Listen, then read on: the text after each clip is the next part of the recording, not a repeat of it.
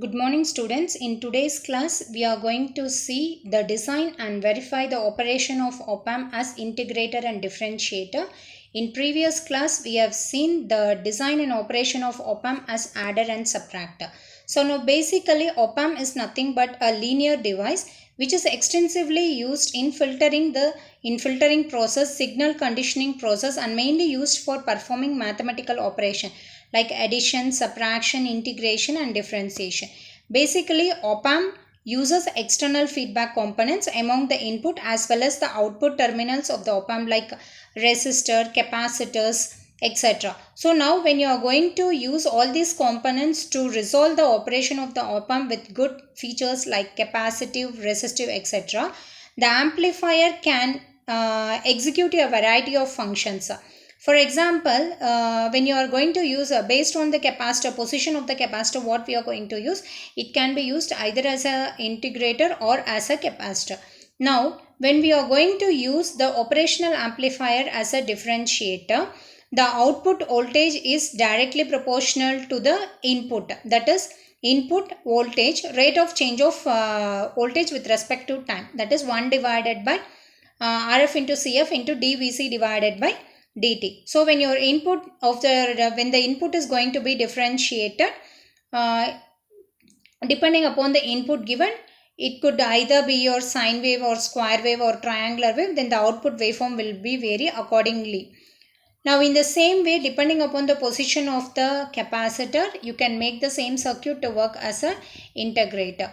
Now we'll see the aim of the experiment. The main aim of the experiment is to design and implement the differentiator and integrator circuit by using an op-amp IC741. It is the circuit shown as a differentiator. It is your feedback resistance. Here the capacitor is connected at the input, whereas in case of your integrator, the capacitor will be connected in the feedback path. Pin number 2 is your inverting terminal. Input is supplied to the inverting terminal and the non-inverting terminal is grounded. Plus VCC and minus VCC is given with the voltage of plus 12 volt and minus 12 volt. The integrated circuit, you can, like in case of your differentiator, the capacitor is connected at the input. Whereas in case of integrator, the capacitor is connected in the feedback as shown over here. Now the design procedure for the differentiator is, we know that V is equal to minus RC into dVi divided by dt. When you are going to assume the frequency to be 1 kilohertz, calculating the time will get 1 millisecond. For a good differentiator circuit, the value of RF into C should be very much less than your T. Why we have calculated this T? In the sense, we need to design the value of RF and CF in such a way that it has to be very much less than the value of T. So once it is done, the value of RF and C is obtained as 1 kilo ohms and 0.1 microfarad. For this, the gain limiting frequency is 1 divided by 2 pi R1 into C1. Substituting the values, will get the value of R1 as 79.57. Like reaching the nearest standard value will be, we can choose a value of R1 as 82K. The design procedure for integrator is, we can design F is equal to 1 kilohertz. From this, we can calculate the value of timings, and CF is equal to 0.1 microfarad. The value of R1 is calculated by using the formula 1 divided by 2 pi R1 into CF. For a good integrator, the value of TF should be very much larger than the value of T. Now, if you are going to consider the TF to be equal to 10 times that of T, so TF is equal to RF into CF. The value of RF is 100 kilo ohm and obtained value is 100 kilo ohm. So, substituting the value of RF and CF, we can make the system to work either as an integrator or as a differentiator. In case of differentiator, the capacitor will be connected in series with the input resistance and it is connected to the pin number 2, that is inverting terminal. And whereas in case of integrator, the capacitor is connected at the feedback, that is between the point pin number 2 and pin number 6. Now give the connections as per the circuit diagram and according to the design value, choose a value of R1, R2, R3 and the feedback resistance R1. Supply a DC voltage and then you can choose a value of expected output in the differentiator to be like this, and the expected output of the integrator is as shown over here. Now we can see the practical demonstration video of op-amp as differentiator.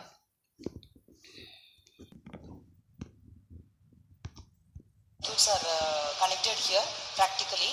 So the input is given square waveform.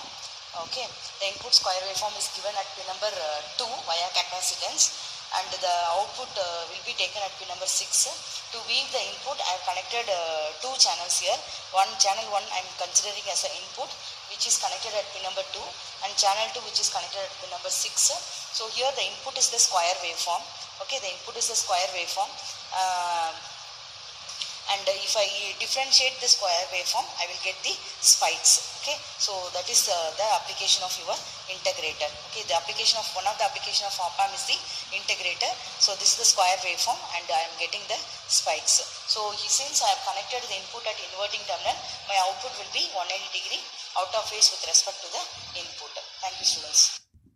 So the practical demonstration video of differentiator is explained. Now we'll go for the practical demonstration video of an integrator.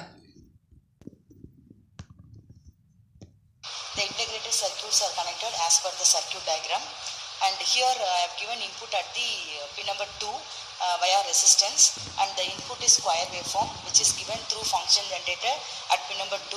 And to see the input as well as output, I am going to use two channels. Channel 1 positive terminal will be taken and it is connected to pin number 2, and the channel 2 I am taking the positive terminal will be connected at pin number 6. Okay, so the integrator means if the input is given as a square waveform, after integration you will get the triangular waveform. So you already know that if you integrate any square waveform, you will get the triangular waveform, and if you differentiate, you will get a spike type spikes. Okay, so this is about your integrated circuit. Now this is your square waveform. So because of some distortion, so here we are not getting proper. This is nothing but your square waveform input. Now I am going to use channel 2 to see my output. This is nothing but your triangular waveform of your integrator. Okay, so if you integrate square waveform, you will get the triangular waveform. Thank you, students. So the practical demonstration, from the practical demonstration, the output of your differentiator and integrator output is as shown over here. So when you give a square waveform, you will be getting a spikes at its output for a differentiator circuit, whereas in case of your integrated circuit, for the input waveform, for the input square waveform, will be getting the triangular wave. Thus the circuit is designed and rigged up using IC 741, and the performance of op-amp as differentiator and integrator is tested and its output is verified. Thank you, students.